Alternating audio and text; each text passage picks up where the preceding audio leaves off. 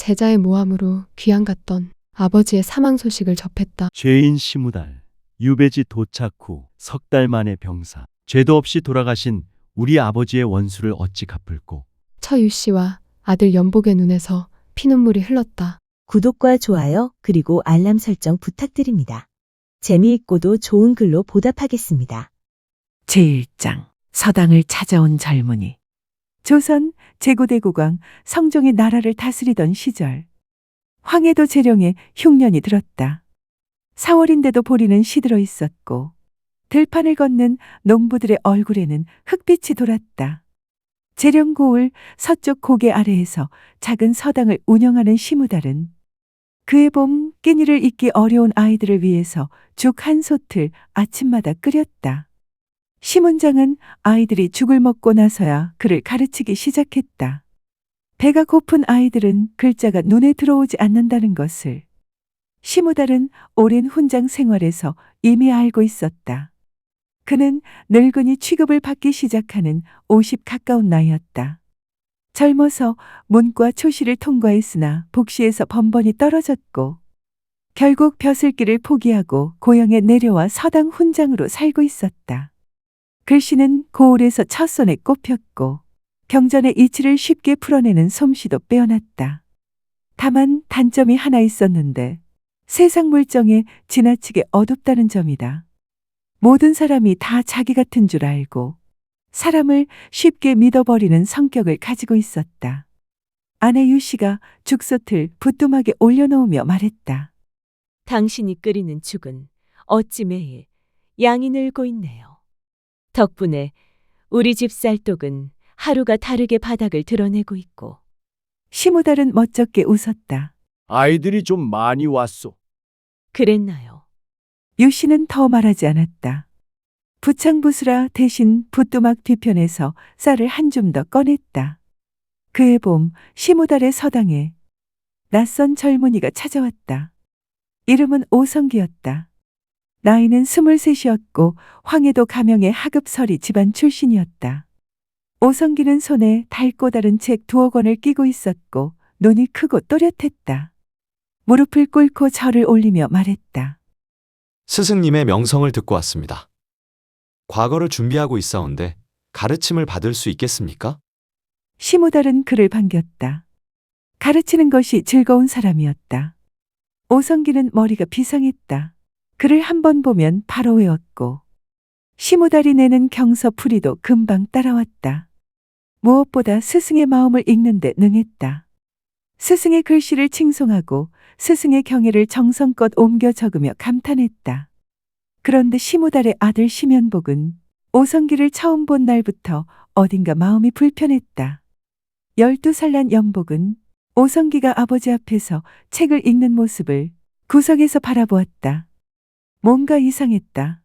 말하는 것과 눈빛이 달랐다. 아버지를 칭송할 때 입은 웃고 있었는데 눈은 전혀 웃지 않았다. 어린 심연복은 그것이 무엇인지 말할 수 없었다. 그저 불편했다.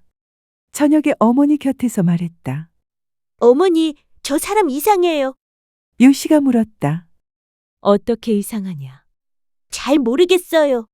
그냥 유씨는 아들의 머리를 쓰다듬으며 말했다. 어른들 일에 함부로 끼어들거나 말하는 게 아니야. 깊은 밤 등잔불 아래 유씨는 잠들지 못한 채 창밖을 바라보고 있었다. 아들의 말이 자꾸 마음에 걸렸기 때문이다. 제2장 노잣돈. 2년이 지났다. 오성기는 이제 서당의 가장 나이 많은 문화생이었다. 시무달은 그를 아들처럼 여겼다. 밥상을 함께 받기도 했고 늦게까지 그를 가르치다가 사랑방에 재우기도 했다. 어느 날 저녁 오성기가 조용히 사랑방 문을 두드렸다.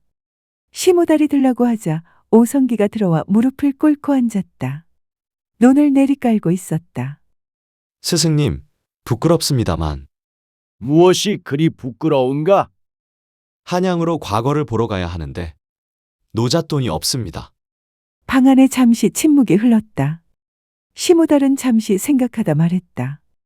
됐네. 내가 챙겨주겠네. 다음 날 아침 시무달은 안채로 들어갔다. 유 씨는 배틀 앞에 앉아 있었다. 시무달이 말을 꺼내기도 전에 유 씨가 먼저 말했다. 삼배 두루마리 말씀하시려는 거죠. 시무달이 얼굴을 붉히자 무안한 듯 유 씨가 말했다. 어디 있는지 알고 계시잖아요. 유 씨의 목소리는 평탄했다. 그러나 손이 잠시 멈추었다가 다시 움직였다. 시무달은 아내의 손을 바라보았다. 저 가녀린 손으로 5년을 모은 삼배였다. 아들 혼사 때 쓰려고 모은 것이었다. 시무달이 주춤거리자 부인이 안으로 들어가더니 삼배를 들고 나왔다. 아무 말 없이 미소를 지으며 삼배 두루마리를 시무달에게 주었다. 시무달은 거기에 쌀 한 섬을 더 얹어 오성기에 쥐어주었다. 오성기는 연신절을 올렸다. 이 은혜는 죽어도 잊지 않겠습니다. 시무달은 손을 저었다. 재주 있는 사람이 시골에 묻혀 살아서는 안 되지. 어서 가서 뜻을 펼치게. 오성기가 떠나던 날 심연복은 대문 앞에서 그의 뒷모습을 바라보았다. 연복의 나이 14살이었다.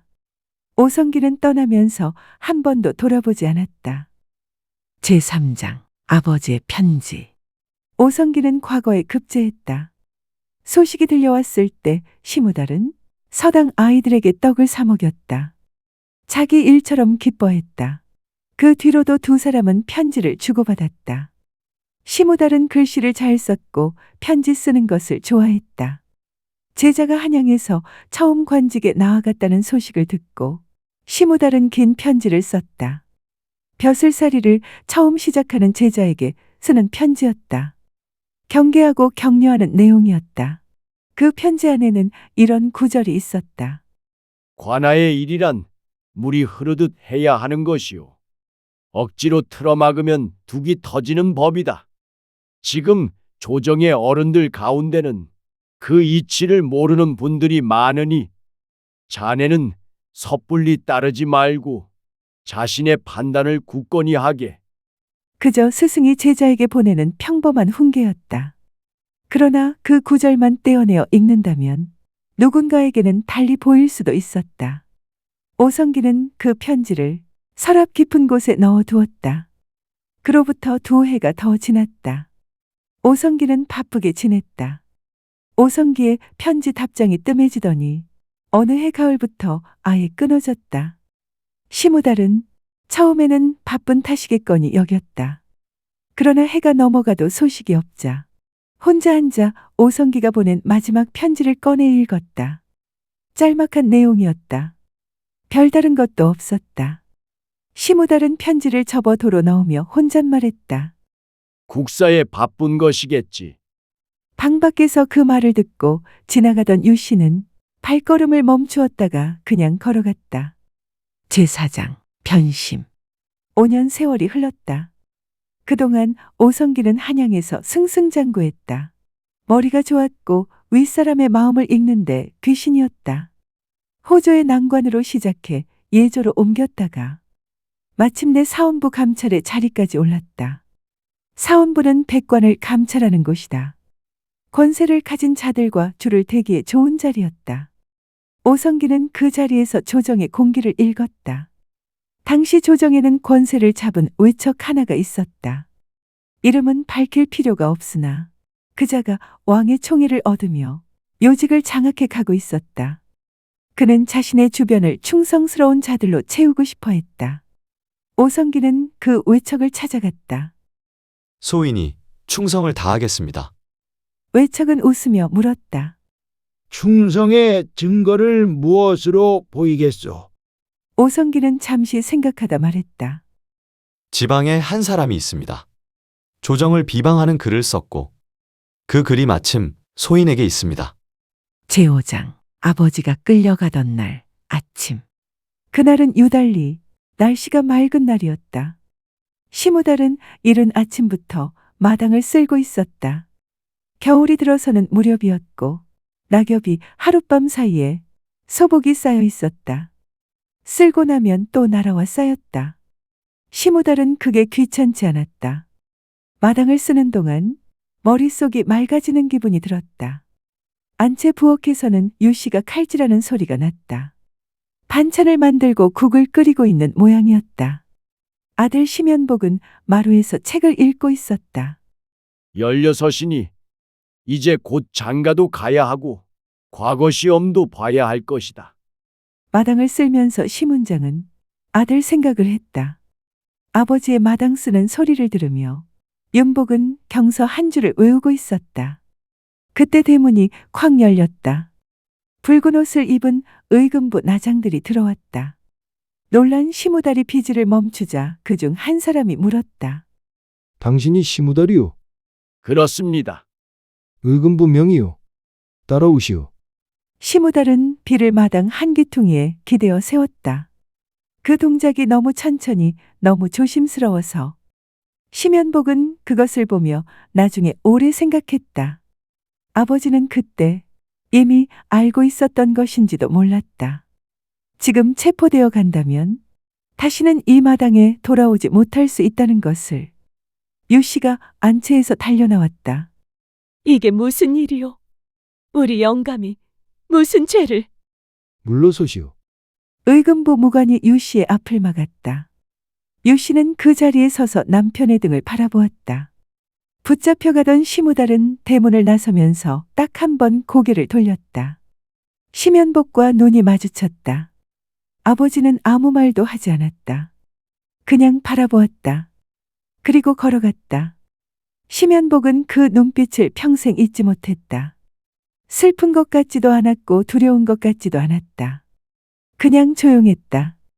유 씨는 대문이 닫히자 그 자리에 주저앉았다. 소리를 내지 않았다. 다만 손이 땅을 짚고 있었고 그 손이 떨렸다. 심연복은 어머니에게 다가갔다. 그리고 어머니의 손 위에 자기 손을 얹었다. 16살짜리 손이었다. 그렇게 크지 않았다. 유 씨는 그제야 앓는 소리를 냈다. 제6장 어머니의 쌀떡. 아버지의 죄목은 조정 비방 및 불온 언사였다. 증거물은 오성기가 보관하던 아버지의 편지였다. 편지 안에 그 구절. 조정의 어른들 가운데 이치를 모르는 분들이 많으니 가 고변의 핵심이었다. 오성기는 거기에 살을 붙였다. 이 사람이 조정을 공공연히 헐뜯고 다니며 학동들에게도 그런 생각을 심어왔다고. 의금부에서의 신문은 길었다. 시무달은 모든 것을 설명하려 했다. 그 편지는 제자에게 보낸 훈계였고 전후 맥락을 보면 어떤 목적을 가진 비방이 아니라는 것을 강변했다. 그리고 오성기는 자신이 가르친 제자이며 한양갈 노잣돈까지 자기가 대주었다는 것을 주장했다. 신문과는 웃지 않았다. 편지에 그 구절이 있다는 것만으로도 충분하오. 유배 판결이 내려진 것은 한 달 뒤였다. 유배지는 함경도 변방이었다. 50이 넘은 몸으로 한겨울에 걸어가야 하기에는 너무 먼 거리였다. 심연복이 쫓아갔다. 의금부 앞마당에서 아버지가 포승에 묶여 서 있는 것을 담 너머로 보았다. 가까이 가려 하자 의금부 소속 관원이 막았다. 가까이 오지 마라. 아버지를 한 번만 뵙겠소. 안 된다. 심연복은 물러서지 않았다. 나장이 밀쳤다. 심연복은 넘어지지 않으려고 발을 버텼다. 나장이 다시 밀었다. 이번에는 넘어졌다. 무릎이 돌에 긁혔다. 일어서서 또 가려 했다. 그때 안쪽에서 아버지의 목소리가 들렸다. 연보가 심연복이 멈추었다. 어미 곁에 있어라. 그게 전부였다. 시무달이 유백일에 오를 때 심연복은 끝까지 뒤를 따라갔다. 한양 성문 밖까지였다. 성문에서 호송하는 관리가 막아섰다. 여기부터는 죄인을 따라갈 수 없소이다. 심연복은 성문 밖으로 멀어져가는 아버지의 등을 바라보았다. 겨울 들판이 펼쳐져 있었다. 그 들판으로 바람이 불었다. 아버지의 두루마기 자락이 바람에 펄럭였다. 점점 작아졌다. 그리고 길이 휘어지는 지점에서 아버지의 모습이 사라졌다. 심연복은 그 자리에 오래 서 있었다. 발이 얼었다. 그래도 움직이지 않았다. 집으로 돌아오자 어머니가 부뚜막 앞에 쭈그리고 앉아 있었다. 무언가를 하고 있었다. 가까이 가보니 쌀떡 안을 들여다보고 있었다. 쌀이 바닥에 얇게 깔려 있었다. 심연복은 아무 말도 할 수 없었다. 유 씨가 아들을 보지 않고 쌀떡을 보면서 말했다. 너 어릴 때 아팠던 거 기억하냐? 5살인가 6살인가? 그때 아버지가 밤새 안고 앉아 있었잖니. 날이 새도록 자지 않고. 나는 졸았는데 내 아버지는 안 졸더라. 심연복은 대답하지 않았다. 너의 아버지는 그런 사람이야. 유 씨가 쌀떡에서 손을 빼고 일어섰다. 치마를 털었다. 눈이 빨갰다. 밥 먹어라. 다음에 봄이 오기 전에 부음이 왔다. 함경도 현지 관아에서 보내온 짤막한 공문이었다. 수인 시무달 유배지 도착 후 석 달 만에 병사. 유 씨는 공문을 받아들고 오래 바라보았다. 그리고 아들에게 건넸다. 심연복은 공문을 읽었다. 손이 떨리지 않게 하려고 이를 악물었다. 그래도 떨렸다. 유 씨는 그날 저녁밥을 짓지 않았다. 부뚜막 앞에 앉아 불을 지피지 않고 있었다. 심연복이 불을 지폈다. 어머니 대신 밥을 지었다. 형편없는 밥이 되었다. 누렇고 설익은 데도 있었다. 연복과 유 씨는 억지로 그 밥을 다 먹었다. 살아야 원수를 갚을 것이기 때문이었다. 같은 하늘 아래 오성기와 같이 살 수는 없었다. 2편에 계속됩니다. 안녕하세요. 소우쿨 극장입니다. 구독과 좋아요 그리고 알람 설정 부탁드립니다. 재미있고도 좋은 글로 보답하겠습니다. 고맙습니다. 다음에 만날 때까지 건강하시기를 기원합니다.